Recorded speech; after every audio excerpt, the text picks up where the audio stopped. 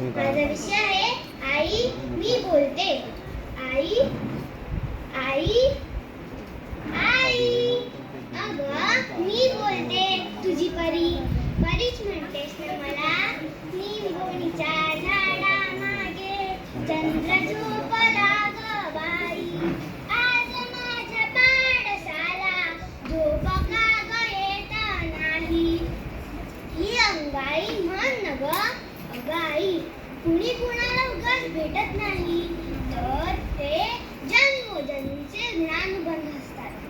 आपले असे ज्ञानबंध आहेत का ग, ज्याने आपण भेटलो आणि दुरावलो असो. कालच बाबांचं आणि तुझं बोलणं चोरून पोटातच ऐकलं. सॉरी बरं का त्यासाठी. आई तुझी इच्छा आहे का ग माझा जन्म व्हावा म्हणून? सांग ना आई, सांग ना. बाबा ओ बाबा, तुम्हाला आवडते का हो लेक माझी लाडकी बघायला? बाबांची पोर लाडकीच असते ना हो. सांगा ना बाबा, मी तुमची लाडकी लेक आहे ना हो बाबा.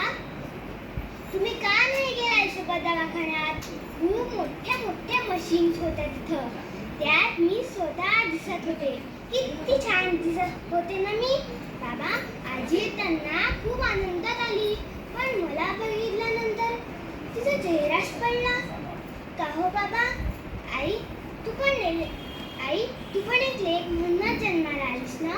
मग माझं स्वागत तू नाही करणार तर अजून कोण करणार?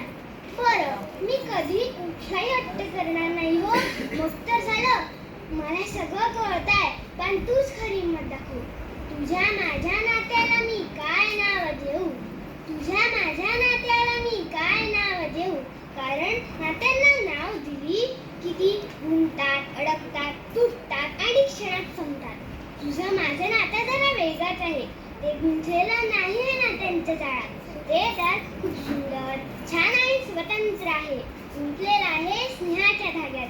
गुंतलेलं आहे स्नेहाच्या धाग्यात. आई मला समजते अगं तुझी घुसमट, पण मी नुसतं हट्टी म्हणून सारखं नाही ग वागणार. मी शिकून खूप मोठी होईल.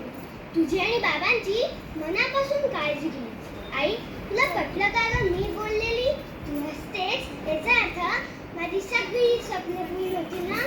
आई तुझ्या खुशीत मला काय वाटतं ते मी तुला सांगते, आणि थोडा वेळ मी आराम करते. त्याचा वेळी आई तुझ्यासाठी.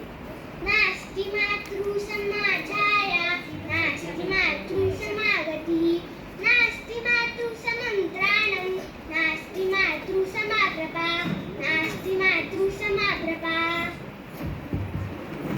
धन्यवाद. छान, छान.